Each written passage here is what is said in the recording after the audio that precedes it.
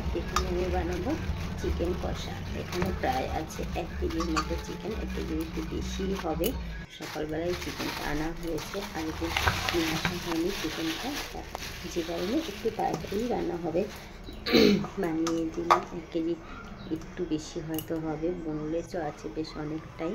কিন্তু এই চিকেনটা বাছার আগে একটু নুন আর একটু বেশি করেই ভিনেগার দিয়ে দেবো। ভিনেগার দিয়ে নুন দিয়ে একটু ভালো করে কচলে নিয়ে আপনারা একটু রেখে দেবেন সময় থাকলে। আমার যেহেতু সময় ছিল না, তাই টাইমের অভাবে আমি বেশিক্ষণ রাখতে পারিনি।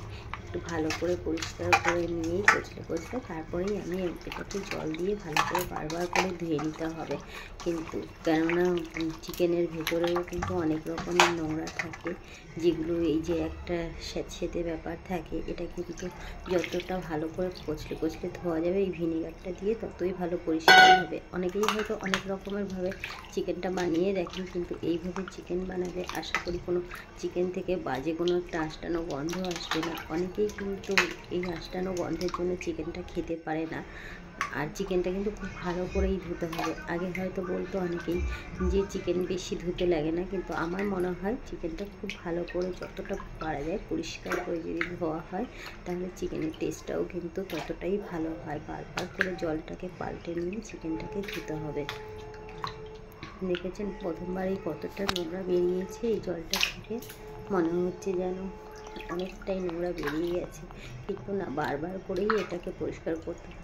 হ্যাঁ, অনেক সময় লেবুও দেওয়া যায়, কিন্তু আমি নিজেই বলছি যে লেবুর থেকে আপনি একবার ভিনেগার দিয়ে দেখতে পারেন, আপনারা ভীষণই ভালো হবে। দেখুন কতটা পরিষ্কার করে ধুয়ে নিয়ে এসেছি চিকেনটাকে, একদম পুরো পরিষ্কার হয়ে গেছে, একটুকু নোংরা নেই, একটুকু নোংরা জড়িয়ে নেই, পুরোটাই পরিষ্কার হয়ে গেছে।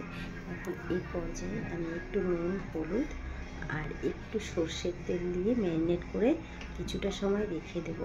রেখে দিয়ে আমি বাদ বাকি যেই সবজিগুলো আছে একটু কেটে নেবো, এর মশলাটা করে নেবো। আর এটা আমি কিন্তু সম্পূর্ণ কাঁচা লঙ্কা দিয়েই করবো রান্না। চাইলে আপনারা শুকনো লঙ্কা দিতে পারেন, কিন্তু আমি শুকনো লঙ্কাটা দেবো না, কাঁচা লঙ্কাটা দিয়েই করবো। আর বেশি তেল মশলা দেবো না, কেননা অল্প তেলেই রান্নার চেষ্টা করছি। আর এটা আমি একটু তেলের মধ্যেই গোটা জিরে ফোড়ন দিয়ে দিলাম। গরম মশলা নয়, গরম মশলা আমি অন্যান্য দিয়ে দিই। এখানে আমি আলুগুলোকে ভেজে নেব, কিন্তু আলুগুলো ভাজার সময় নুন হলুদটা দেবো।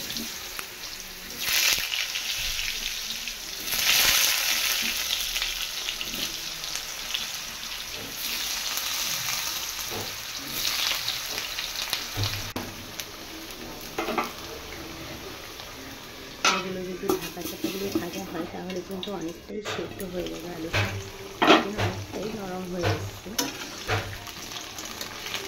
অনেকে একটু তেলের মধ্যে চিনি দিয়ে নেয় কালারের জন্য, কালারটা ভালো আসে। যেহেতু আমি এখানে করবো কী বলে কাঁচা লঙ্কা দিয়ে রান্না করবো আজকে রান্নাটা চিকেনটা, সে কারণে আমি তেলের মধ্যে কোনো চিনিটা অ্যাড করলাম না। কেননা কাঁচা লঙ্কার যে একটা সুন্দর কালার আসে আর শুকনো লঙ্কার আর একটা কালার আসে, সেটা কিন্তু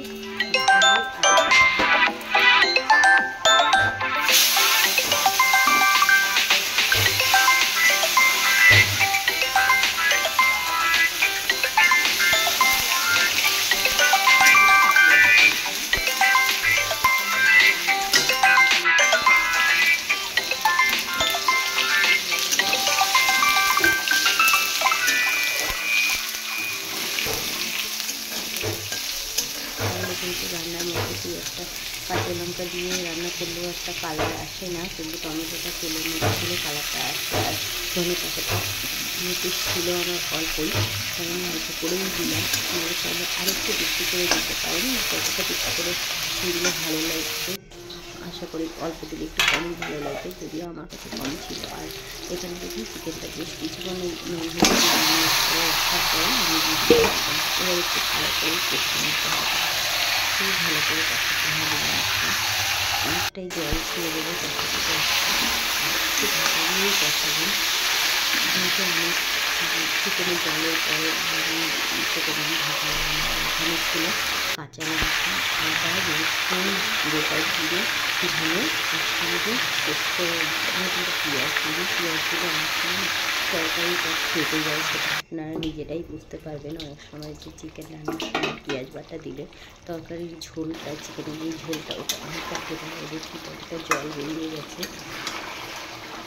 কষতে কষতে বেশ অনেকটাই জল খাবে। এবার আমি কিন্তু একটু এক করবো টক দই, কাঁচা লঙ্কা আর ধনে পাতা একসঙ্গে মিক্সিতে রেখে দেবো, একটু নুন দেবো, একটু চিনি দেবো, কিন্তু একবার একটা টমেটো দিয়ে দিয়েছি, আর টক দইটা দেবো, সেই কারণে একটু চিনি দেবেন আপনারা। আমরা হয়তো অনেক মিষ্টি খেয়ে ফেলি, একটু চিনিতে অনেক কিছু ক্ষতি হবে না। আর এটা অনেকেই হয় বয়স্কদের জন্য রান্নাটা, কিন্তু বয়স্ক লোকের জন্য নয়, বয়স্করা খেতে ভীষণ ভালোবাসে, বয়স্করা আর বাচ্চারা ওরা টেস্টটা বেশি ভালো পায়। এটা যারা একটু মানে কম মশলা কম মিশে খেতে পছন্দ করে, এটা শুধুমাত্র তাদের জন্যই, কিন্তু আমরা এটা রেগুলারই খাই। হ্যাঁ, মাঝে মাঝে যখন শীত পড়ে যায়, তখন কিন্তু বর্ষা পড়ে, তখন কিন্তু বেশ একটু মশলা দিয়ে কষা কষা একটা রান্না তো অবশ্যই হয়, কিন্তু এটা একবার আপনারা ভাত বা রুটি দুটোর সাথেই ট্রাই করে দেখতে পারেন,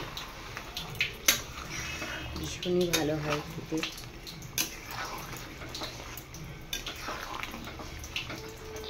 টক দই দেওয়ার পরে মাংসটা কিন্তু ভালো করেই নাড়িয়ে নিতে হবে, কেননা কষানোটা যদি হয় তাহলে অনেক সময় টক দইটাও ফেটে যায়। আর টক দই যখন টক দইটা ফেটাবেন তখন একটু সামান্য আটা বা ময়দা যাই থাকুক না কেন হাতের সামনে যদি একটু দিয়ে দিতে পারেন টক দইয়ের মধ্যে, তাহলে কিন্তু টক দইটাও ফেটে যায় না।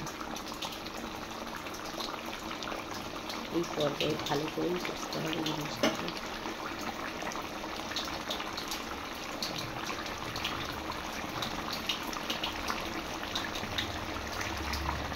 কাঁচা লঙ্কা বলতে আমি কিন্তু কাঁচা লঙ্কার মধ্যে পাকা লঙ্কাই দিয়েছিলাম, মানে কাঁচা লঙ্কার যেটা লাল লঙ্কা হয় সেটা একটু ঢাকা চাপা দিয়ে দেবো 2-4 মিনিটের জন্য, খুব বেশি টাইম না।